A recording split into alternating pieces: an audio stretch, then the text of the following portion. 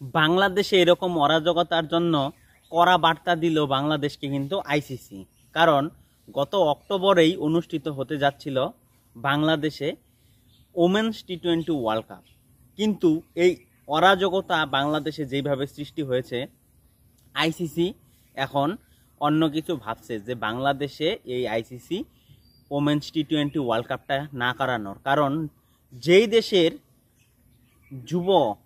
দেশের লোক সংসদ ভবনে ঢুকে যেতে পারে, যেই দেশের যুবরা প্রধানমন্ত্রী বাসভবনে ঢুকে যেতে পারে, যেই দেশের যুবরা রাষ্ট্রপতি ভবনে ঢুকে যাইতে পারে, সেই দেশের যুবরা স্টেডিয়ামে ঢুকবে না, মহিলাদের সাথে খারাপ কাজ করবে না, এরকম কিন্তু কোনো গ্যারান্টি নেই।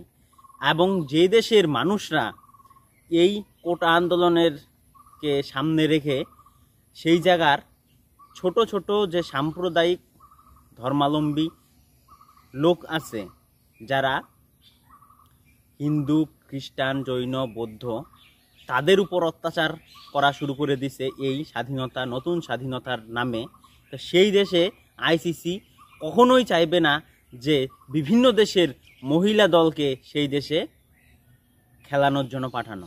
বাংলাদেশ ছাড়া অন্য দেশে এই টি-20 ওয়ার্ল্ড কাপটা যেন তারা করায়, কারণ এই দেশের এমতো অবস্থায় কোনো কিছুই ভালো নাই, কারণ কারো কথা কেউ শুনতেছে না। এদিকে বাংলাদেশের প্রধানমন্ত্রী কিন্তু সে রিজাইন দিয়ে ভারতে চলে এসেছে, কিন্তু সেই জায়গার যে জওয়ানরা আছে, সেই জায়গার যে আর্মিরা আছে, তারা কিন্তু তাদের কাজ ঠিকমতো করতেছে না।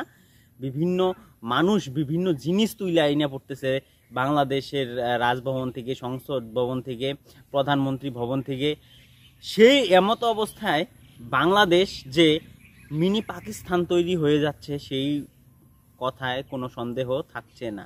তো অতএব এই খেলাটাকে বাংলাদেশে কোনোভাবেই করানো উচিত না, কারণ সেই জায়গায় মিনিমাম 1 বছর সময় লাগবে বাংলাদেশে সব কিছু ঠিক হইতে, তারপরে আবার নতুন করে আইসিসি ইভেন্ট সেইখানে যেতে করানো হয়।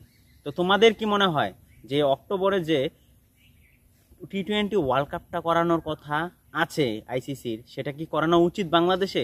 অবশ্যই কমেন্ট করে জানাও। আর ভিডিওটা ভালো লাগলে অবশ্যই লাইক, শেয়ার, ফলো, সাবস্ক্রাইব করে দাও।